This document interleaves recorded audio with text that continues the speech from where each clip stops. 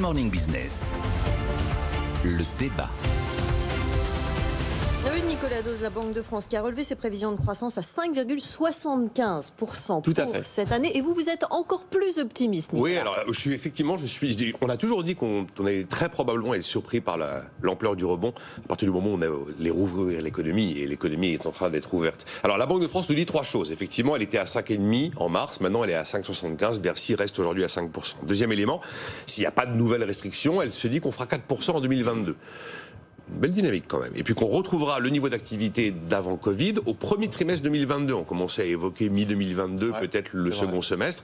Et le troisième élément dans les observations de la Banque de France, c'est qu'il n'y a pas de catastrophe à attendre sur le marché de l'emploi. Le quoi qu'il en coûte a fonctionné, même si on va quand même flirter avec des bons 9% de taux de chômage, ce qui est quand même pas négligeable.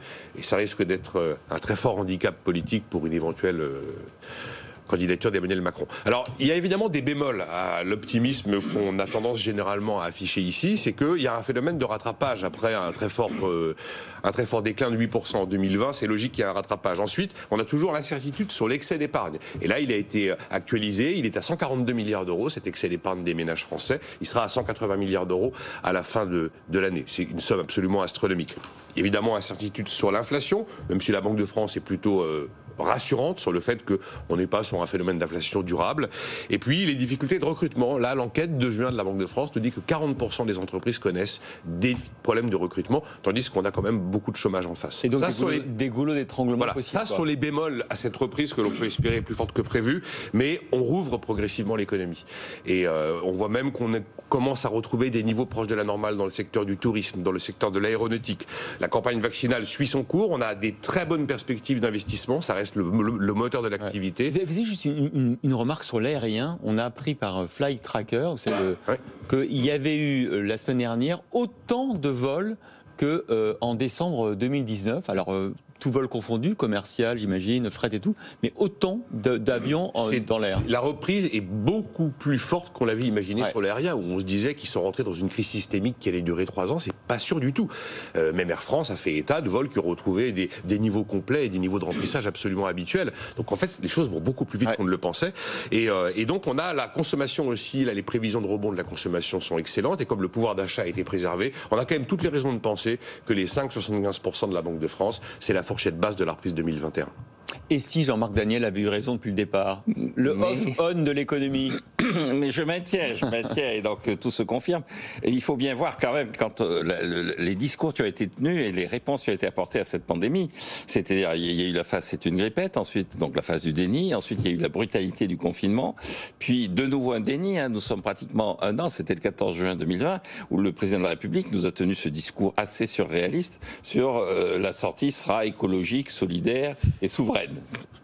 Donc totalement à côté du réel, avec un plan de relance complètement ridicule et absurde, et donc une reprise naturelle qui se fait 18,9% de croissance au troisième trimestre, et puis de nouveau le déni, le confinement. Bon.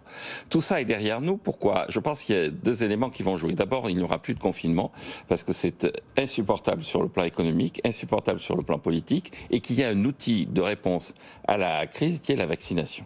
Ça marche incontestablement. Ça veut dire que si jamais il y a une flambée, un variant, faudra forcément faire le tri entre les gens qui sont vaccinés et ceux qui ne sont pas. Exactement. Et donc, regarder, faire un bilan de la vaccination. Mais le confinement qui a été l'élément qui a plombé l'économie et qui a conduit à cette taux d'utilisation des capacités de production de 40% d'avril 2020 n'aura plus lieu.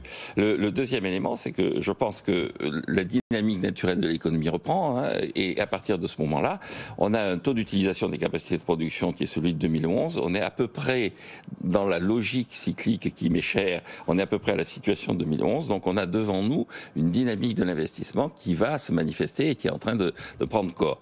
Parmi les bémols qu'a souligné Nicolas, il y a pas d'excès d'épargne, on manque encore d'épargne, et pour essayer de corriger cette épargne, puisqu'on a un déficit de balance des paiements courants, c'est comme dirait mon ami Philippe Martin, on ne plaisante pas avec les équations comptables. C'est une réalité objective. Oui. Et la seule solution pour corriger ça, c'est le désendettement public. Donc l'élément clé désormais de la reprise, c'est la capacité de l'État à rééquilibrer ou tout du moins à améliorer la situation de ses comptes.